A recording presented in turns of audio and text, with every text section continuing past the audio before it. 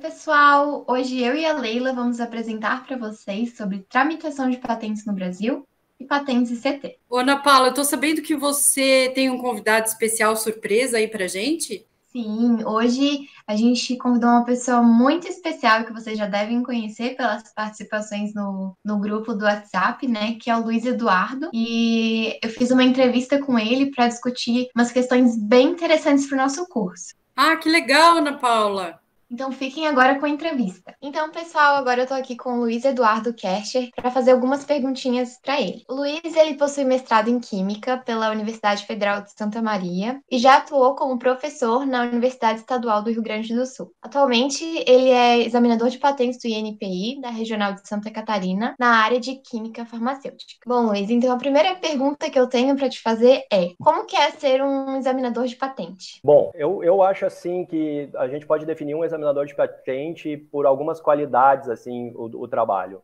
Um deles é que é um trabalho desafiador, rotineiramente desafiador, que a gente lida exatamente com novas tecnologias na área. Toda semana nós recebemos pedidos de patentes exatamente daquelas tecnologias, inclusive, que ainda não são conhecidas no mercado, né, pelo público geral. O segundo é que, por ser um servidor público, existe uma responsabilidade na concessão desses ativos de IPI, né, no caso das patentes. Então, tem toda uma diretriz, tem todo um estudo, toda uma preparação de 3 anos do examinador de patentes para ele ser apto a conceder ou não conceder aquilo que é justo naquela tecnologia específica, no meu caso, na química farmacêutica. E, de acordo com essas duas coisas, muito prazeroso, né? Porque eu imagino que toda pessoa que passou num curso de química e continuou e prosseguiu na carreira de química, tem a característica da curiosidade, né? Então, a curiosidade, ela é necessária o tempo inteiro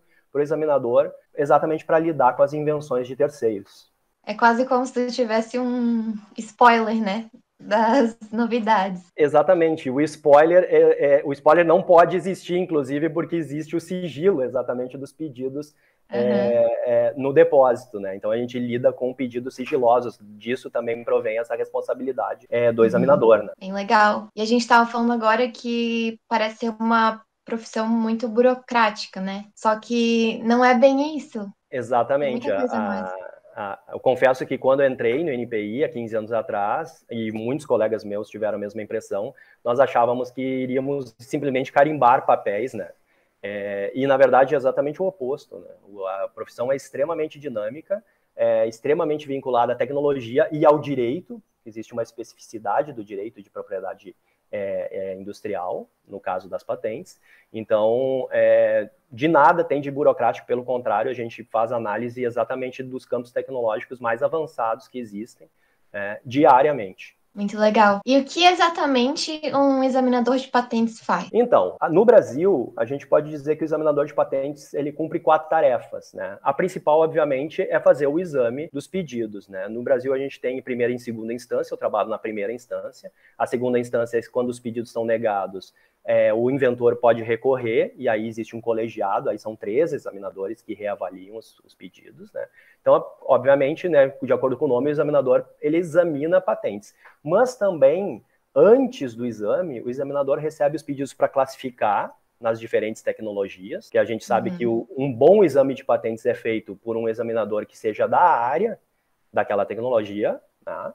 Então, a gente faz as classificações dos pedidos e, antes do exame em si, a gente faz uma tarefa que é quase que independente do exame, que é a busca, que é uma tarefa que demanda bastante tempo e também demanda bastante boa formação, né? Porque nós somos responsáveis por deixar claro para o inventor se aquilo ali tem alguma chance, se a invenção tem chance de receber ou não a concessão. E isso é pautada, obviamente, pela busca que vai ser feito. Quanto melhor a busca, melhor vai ser o exame feito. E, por último, nas regionais, no meu caso, eu estou na Regional de Santa Catarina, do NPI, nós temos a tarefa de disseminar, né? De trabalhar com articulação, disseminação, divulgação, sensibilização da propriedade industrial no Brasil. A gente sabe o potencial que as nossas universidades e os nossos institutos federais têm, e que ainda a gente não alcançou todo esse potencial, né? Exatamente pelo desconhecimento da propriedade industrial. Então a gente cumpre essa tarefa também. Sim, No Brasil a gente tem muito potencial, só que infelizmente não é muito explorado, né? É uma Exatamente. pena isso, mas por isso que a gente está aqui, para espalhar a informação para Com o pessoal certeza, que com está certeza. fazendo o curso. E Para nesses todo mundo também últimos, que nos segue. e nesses últimos 15 anos, desde que eu entrei, já melhorou muito, muito mesmo. Assim. Eu poderia apresentar vários casos assim, de sucesso já, de universidades licenciando suas tecnologias. Bom, então eu queria saber se tem alguma curiosidade assim interessante para falar para a gente sobre a tua função.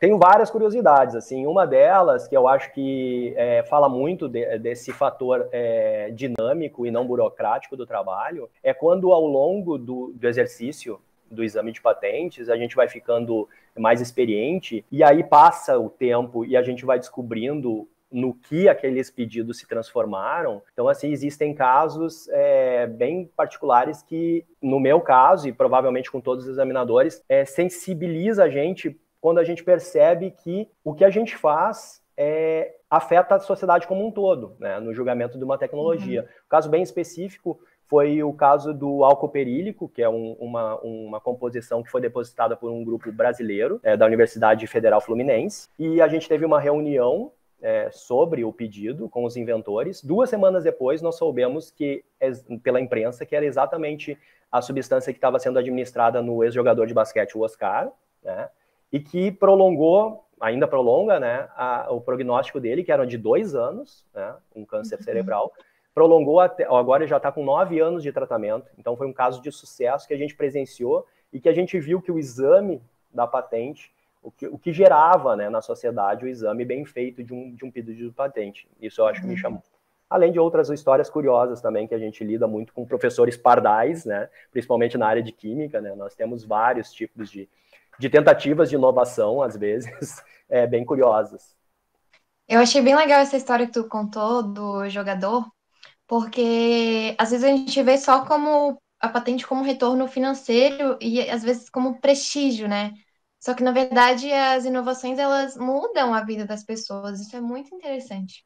Bem legal isso. Essa ideia de só retorno financeiro, ela por si só ela é fraca, porque exatamente no retorno financeiro ao inventor, após passar por uma análise de mérito, existe um retorno público também, porque quando você incentiva os inventores a inovar, eles obrigatoriamente dão essa resposta para a sociedade, né? Então, na verdade, você tem as duas coisas, né? Os dois lados da moeda, né? Bom, e na tua visão, qual que é a importância das patentes de química? Bom, as patentes de química, o último relatório da OMP, da Organização Mundial de Propriedade Intelectual, para vocês terem uma ideia, o último relatório chega a 25% o número de depósitos especificamente nas áreas de química, né? Aqueles pedidos classificados como química. Esse número se aproxima de 50% quando a gente lida com tecnologias que são correlatas à química. Então, assim, a área de química é uma área extensamente produtiva em termos de patentes, mundialmente. Em alguns países esse valor chega a 60%, 70% dos pedidos. Então, e a gente sente isso no NPI. O NPI, para vocês terem uma ideia, nós somos 20 áreas, 20 divisões técnicas, né? Das 20, 10 divisões técnicas se relacionam diretamente com a química. Então, 50% das divisões do NPI são relacionadas diretamente à química. Metade dos funcionários, dos examinadores de patentes do NPI, são formados ou em química industrial, ou em biologia, ou farmácia, ou engenharia química. Então, a riqueza da química nesse sentido. Outra coisa importante que eu acho é que, por muito tempo, o Brasil não concedeu produtos químicos na área farmacêutica, né? A partir de 96, nós voltamos a conceder produtos químicos na área farmacêutica.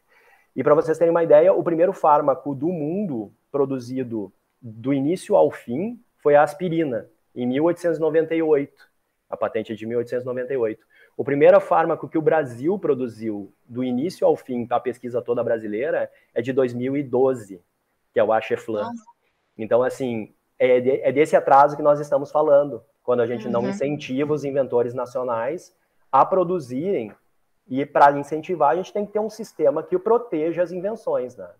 Bem interessante. Bom, e por último, eu gostaria de saber se tu acha importante que os químicos tenham noções sobre patentes já no nível técnico e na graduação, e por quê? Bom, essa resposta, essa pergunta é complementar à anterior, né? Quanto mais cedo os estudantes conhecerem a propriedade intelectual como um todo, mas os estudantes que desejam entrar na área química, as patentes principalmente, né? Quanto mais cedo isso ocorrer, melhor, porque existe uma série de formações, tanto técnicas quanto, como eu falei, na área do direito específico, que antecipam todos os problemas que a gente pode enfrentar no sistema patentário. Se você compreende o sistema patentário, você entende como trabalhar a sua invenção dentro dele. Então, assim, é riquíssimo o número de possibilidades quando se entende isso logo na graduação, né? Esse é um esforço que o NPI tem feito,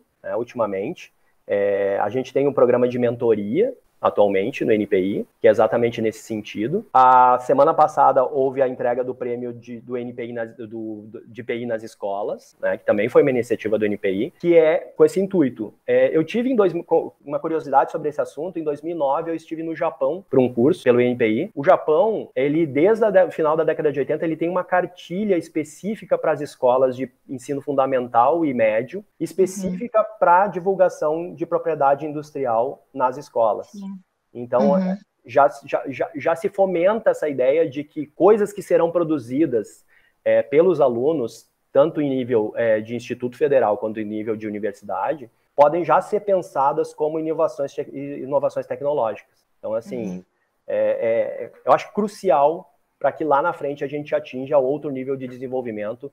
Isso já ocorrer o quanto antes dentro das escolas e das academias. Sim, é bem interessante. A gente tem falado muito sobre isso aqui no curso, né? Para começar desde cedo, desde do ensino fundamental, porque é realmente uma coisa muito importante para o nosso país, né? Exatamente, é uma carreira muito específica, tem especificidades muito particulares. Então, assim, e isso que tu falaste, o Brasil está sempre no ranking de produção científica ali entre o 8º e o 12º lugar. Entretanto, nos rankings de inovação, nós estamos sempre entre a posição 65 e 75. Então, a gente tem um gap aí, exatamente de transformar a nossa ciência em tecnologia, né? E a propriedade intelectual, o conhecimento de propriedade intelectual, age exatamente nessa demanda. Bom, Luiz, eu gostaria muito de te agradecer pela disponibilidade, né? Foi um prazer te entrevistar. Obrigada. Eu que agradeço, é sempre bom conversar com a academia, com os institutos federais e a gente discutir questões tão importantes para o país. Tchau. Tchau, tchau. Vocês gostaram, gente? Eu particularmente achei bem interessante. Ele abordou questões que a gente discute aqui bastante no curso, né? E agora, para continuar o nosso tema, vamos falar sobre a última competência que a gente espera que vocês tenham, que é saber como depositar a sua patente e acompanhar esse depósito, né? Então, esse processo ele pode ser feito online através do INPI, como eu falei para vocês na última aula, e é de uma forma assim bem complicada e a gente vai mostrar para vocês como que é esse processo. Vamos lá. Eu trouxe para vocês esse diagrama, que é um diagrama que é uma linha do tempo de como funciona mais ou menos essa tramitação da patente no Brasil. Depois a gente vai ver como que faz para tramitar ela fora do Brasil, né, na próxima aula, e esse aqui é o do Brasil. Então, quando você protocola o seu pedido de patente, então é como se fosse o nascimento da patente de vocês, é a data de nascimento da patente, e aí ela fica 18 meses em sigilo. Ninguém consegue ver que vocês depositaram essa patente por 18 meses. Com 18 meses, ela é publicada de forma automática pelo INPI, e aí, quando vocês forem fazer busca em bancos de dados de patente, ela já vai aparecer. Como ela vai ser pública, as pessoas vão poder ver essa patente, pode ser que tenha algumas pessoas ou empresas, terceiros, que não gostem, que não querem que vocês tenham essa patente. E aí eles têm esse tempo, desde a publicação até antes da análise do INPI, para mandar o que é chamado de subsídios ao exame. Entendeu, Ana Paula? Sim, são os haters de plantão, né? Isso mesmo. Então, os invejosos das patentes alheias, e aí eles ficam olhando ali, e eles vão mandar uma cartinha para o INPI, assim, olha, INPI, eu não quero que você conceda essa patente por causa disso, né? Ana Paula, quais seriam bons argumentos de ser usado caso a gente não queira que uma patente de outra pessoa seja concedida? O que a gente poderia mandar de cartinha para o INPI? Bom, como a gente já abordou para vocês lá no início do curso, a gente pode falar o quê? Ah, isso daí não é uma novidade, isso daí é deduzível, isso daí não tem aplicação industrial. Então tem várias coisas aí que a gente pode, que esses haters podem ficar de plantão procurando, né, para cancelar a patente dos outros. Isso, eu já fui hater algumas vezes, tá? Faz parte do trabalho, né? É bem normal, é bem normal, principalmente nessa área química, que é uma área muito concorrida, né? Então, as pessoas ficam de olho nas patentes alheias ali, e tem essa coisa de mandar subsídios ao exame, é um direito que as pessoas têm e as pessoas usam mesmo. Ali, então, com 36 meses, é feito o pedido de exame, que é um protocolo que é feito com uma taxa. Depois a Ana Paula vai até fazer uma simulação para a gente. Essa é aquela taxa que depende da quantidade de reivindicações. E aí, a gente também tem que pagar anuidades. As anuidades, elas acontecem nos aniversários da patente, depois a gente vai explicar melhor. E aí, tem esse tempo ali, que aqui não é assim pequenininho, às vezes pode ser um tempão, da publicação até a decisão. Por que pode demorar? Porque existem poucos examinadores para muitos pedidos de patente entrando. Ô, Leila, o que acontece se a pessoa não pagar a anuidade? Se não paga anuidade, perde a patente. Fez tudo isso, fez um relatório, fez busca, relatório descritivo lindo, não pagou anuidade, o pedido é arquivado. Então, é uma questão bem importante, assim, de todos os anos você tem que prestar atenção naquele seu pedido de patente, pagar as anuidades bem certinho, tá? E aí vai chegar o momento, então, que o analisador do INPI vai pegar e vai ler a patente de vocês, vai fazer a busca prévia e vai fazer a análise de novidade, atividade inventiva e aplicação industrial. E aí ele tem essas duas possibilidades, ele pode aceitar, pode dizer, é patente, e aí ele defere o nosso pedido, ou ele pode dizer, pode ser, acho que não, hein? E indefere o pedido de patente, a patente é negada. Quando é negado, a gente pode entrar com um recurso, mandar novas argumentações, e aí vai ter uma outra análise que o Luiz até explicou para a gente, é uma análise de segunda instância, são 3 examinadores, é uma banca de examinadores que fazem essa segunda análise. E aí, se a decisão é positiva, tem que pagar uma taxa de novo, tudo tem taxa, tá? E aí, não pagar, né? Se não pagar, arquiva o processo e durante a vigência da patente, a patente tem 20 anos, né? Esquecer uma anuidade, ele pode extinguir a patente. Então tem que ficar de olho aí, né?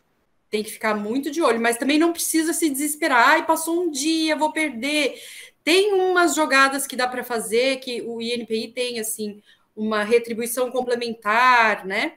Que você paga uma taxa maior, paguei um dia fora do prazo. Tem algumas coisas que dá para fazer ainda, mas o ideal é não perder esse prazo, tá? E aí, então, a patente, a carta patente é expedida. Depois que é concedida a patente, durante 6 meses, os haters que não conseguiram lá no começo cancelar a patente, eles têm esse direito de pedir a nulidade da patente. Também hater que não desiste, né? Não desiste, não desiste. Aí eles tem esse momento também, e aí a gente também pode mandar contra-argumentações, eles argumentam, a gente contra-argumenta, e aí tem uma nova análise também. E aí, 20 anos de exclusividade, 20 anos pagando anuidade, não pode esquecer, tá bom? Ana Paula, e como que faz, então? Mostra pra gente como que faz para dar entrada numa patente no INPI. Bom, o processo, como eu falei ali no início, ele é um processo relativamente simples, né? Então, você vai entrar no site do Guia de Recolhimento da União e vai fazer o seu cadastro. Você vai entrar e depois você vai entrar com o seu login e com a sua senha, né? Para gerar uma taxa. Aí aqui, vocês vão conferir esses dados de vocês, se está tudo certinho, então o CPF ou o CNPJ, se for no caso da universidade, né? E aí, no tipo de serviço, vocês vão selecionar patente de invenção e modelo de utilidade. Aí, ali no serviço, vocês vão colocar patente de invenção, bem simples de preencher. Aí vai gerar uma taxa de R$70 de pessoa física, né, para pessoa física, e vai finalizar o serviço. Aí o site vai gerar para você um PDF com um boleto e você tem que pagar de forma não agendável para você conseguir protocolar a tempo, né? Porque o pagamento ele tem que ser processado antes da data do protocolo. E se você agendar, pode ser que não processe a tempo. Daí, depois que você já tiver pago, você vai entrar nessa parte que é do peticionamento eletrônico e você vai fazer o seu login, aquele mesmo login que você fez lá no início, né? Mas isso você só vai fazer depois que você já tiver pago e quando você já tiver a redação da sua patente pronta e também as figuras. Então, aqui já é a página de protocolar patente, tá? Todos preparados para protocolar sua primeira patente. Então, ali vocês vão ter que escrever o título da invenção, o resumo. Ali em figura publicar, vocês já fizeram algumas buscas de patente. Quando a gente faz busca, tem uma figurinha que aparece em destaque, assim, nos dados bibliográficos da patente. É essa. Você pode indicar qual é o número da figura que você quer que apareça em destaque. E aí você adiciona ali dados do inventor, adicionar inventor. Então, você vai adicionar quantas pessoas contribuíram para a construção dessa invenção. Pode ter quantos quiser, 10, 2, um só também pode, mas sempre tem que ter pelo menos, no mínimo, um inventor, tá bom?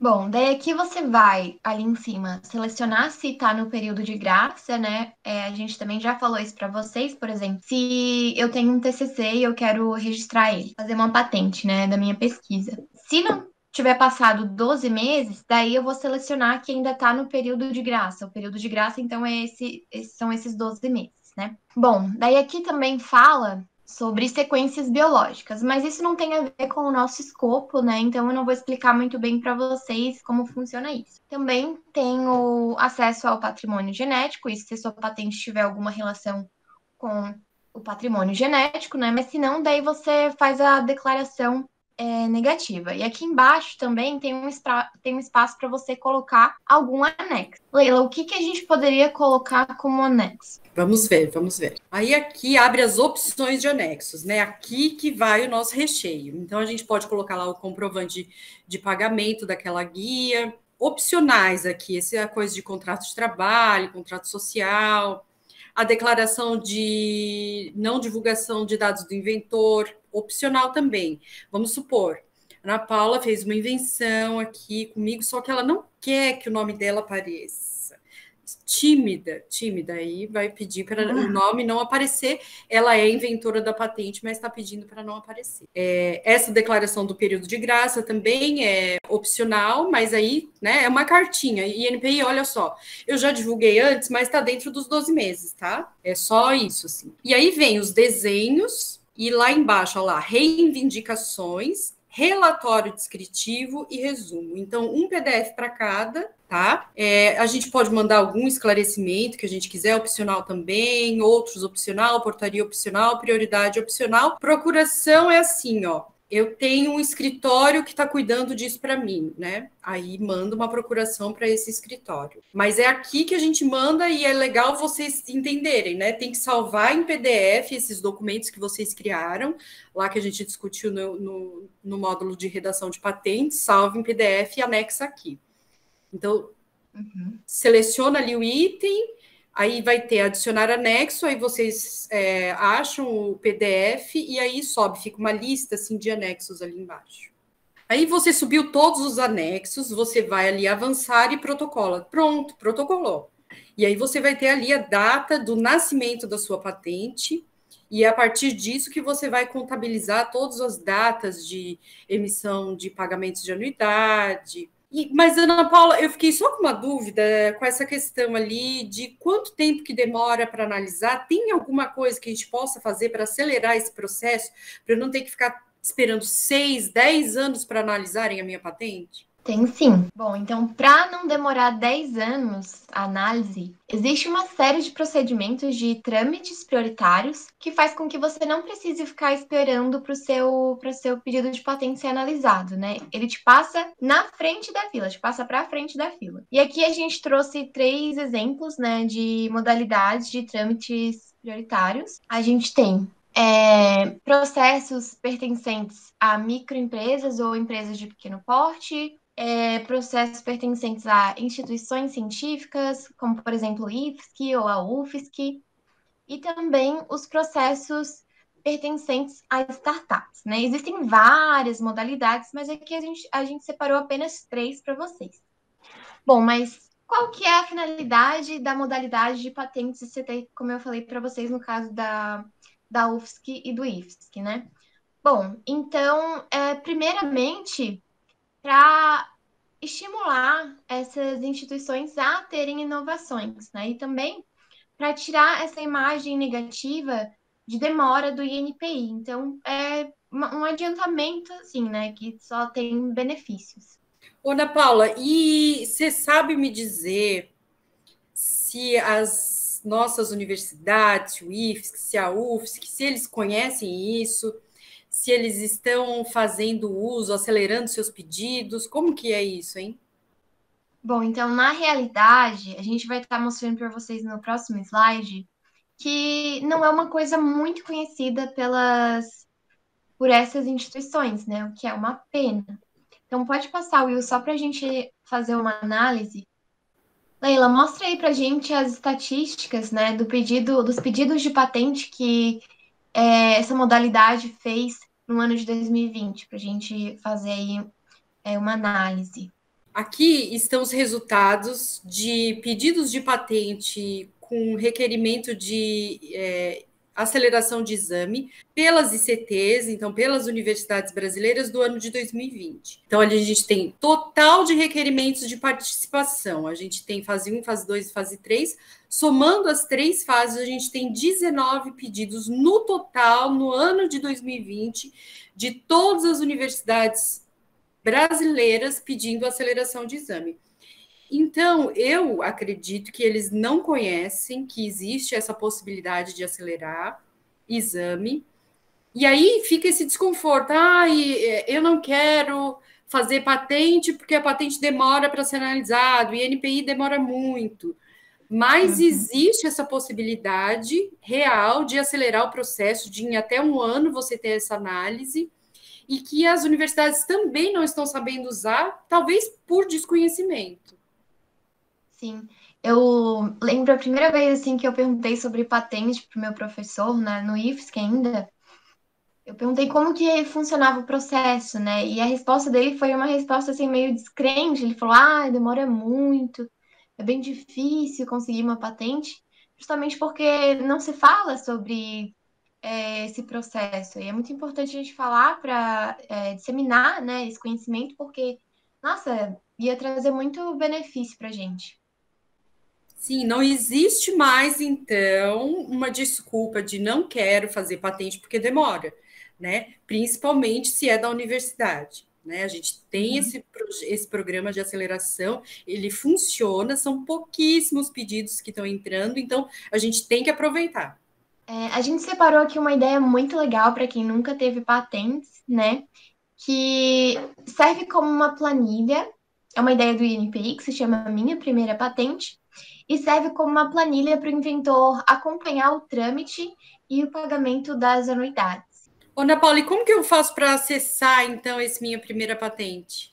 Então, a gente disponibilizou aqui para vocês o link e a gente vai mandar esse slide no grupo, então vocês vão poder clicar no link e acessar essa iniciativa bem interessante. É legal também, porque esse Minha Primeira Patente, quando vocês vão gerar as guias, principalmente de anuidade, tem 1 milhão de guias diferentes, né? E aí cada guia tem um código, às vezes você gera a guia errada, né? E esse Minha Primeira Patente, você vai entrar lá com a data de nascimento da sua patente, o número, e ele já vai te dar o númerozinho certinho de cada código, de cada guia que você tem que gerar com as datas. Porque o INPI não manda para vocês boleto, tá?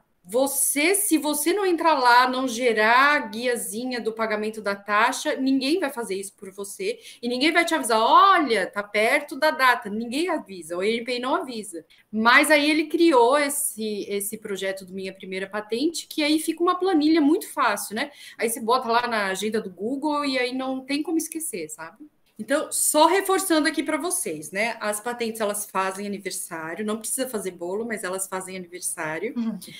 A data de nascimento da patente é a data do protocolo. Até o primeiro aninho da patente, a gente tem que decidir se vai internacionalizar ou não essa patente. Perdeu o aniversário de um ano, não dá mais para internacionalizar, não dá mais para levar essa patente para outros países, tá? Na próxima aula a gente vai ver como que faz para levar para outros países.